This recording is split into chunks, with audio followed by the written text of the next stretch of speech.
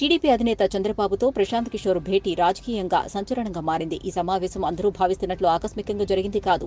Chandrababu arrest తర్వాత లోకేష్ ఢిల్లీలో ఉన్న సమయంలోనే ప్రశాంత్ కిషోర్ తో భేటీ అయ్యారు. ఆ సమయంలోనే టీడీపీకి పనిచేయాలని కోరారు. ఇప్పుడు చంద్రబాబు ఆహ్వానం మేరకు ఉండవల్లికి వచ్చారు. ఈ భేటీలో జగన్ బలం వివరించడంతో పాటుగా కొన్ని సూచనలు చేశారు. ప్రశాంత్ కిషోర్ ఉండవల్లి వచ్చి చంద్రబాబుతో భేటీ అవ్వడంపైన రాజకీయంగా ఆసక్తినిపించింది.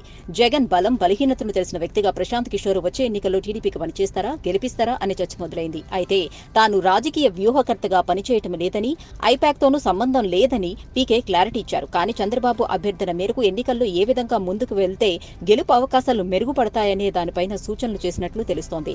ఎన్నికలయ్యే వరకు ప్రతి 15 రోజులకు ఒకసారి చంద్రబాబుతో ఒక సమావేశానికి పీకే అంగీకరించినట్లు తెలుస్తోంది. ఇక జగన్ సంక్షేమ పథకాలు గ్రామీణ ఓటర్లలో అనూహ్యంగా బలపడ్డారని, కొన్ని అంశాల్లో ప్రతికూలతలు ఉన్నా నష్టం చేసే స్థాయిలో లేదని వివరించినట్లు సమాచారం. టీడీపీ ఒంటరిగా పోటీ చేస్తే వచ్చే స్థానాలు, జనసేనతో వెళ్లడం ద్వారా గెలిచే అవకాశం ఉన్న స్థానాలపైన వేరువేరుగా ప్రశాంత్ కిషోర్ పలు సర్వేల సంస్థల నుంచి సేకరించిన సమాచారం అందించారు. పొత్తుతో భాగంగా 2 పార్టీల అభ్యర్థులను వీలైనంత త్వరగా ఖరారు చేసి ప్రజల్లోకి పంపాలని సూచించారు. బీజేపీతో పొత్తుతో నష్టం తప్పదని హెచ్చరించినట్లు తెలుస్తోంది. టీడీపీ జనసేన పొత్తు కారణంగా ఏదో జరిగిపోతుందనే హైప్ క్రియేట్ చేస్తూ ప్రజలను ఆకట్టుకునే అంశాలను ఇప్పటివరకు విస్మరించారని పేర్కొన్నారు.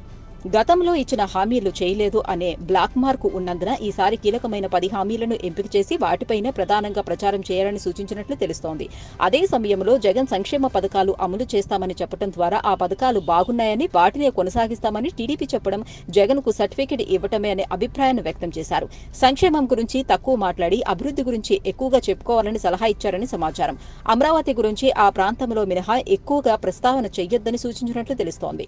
జగన్ ను వ్యక్తిగతంగా టార్గెట్ చేస్తే నష్టం తప్పదని హెచ్చరించారు. పాలనాపరమైన లోపాలను మాత్రమే ప్రజల్లోకి తీసుకెళ్లాలని సూచించారు. ప్రస్తుతం జగన్ పాలనపైన కొన్ని వర్గాల్లో వ్యతిరేకత కనిపిస్తున్నా దానిని అందిపుచ్చుకోవటంలో టీడీపీ సక్సెస్ కావటం లేదన్న అభిప్రాయం వ్యక్తమైనట్లు తెలుస్తోంది.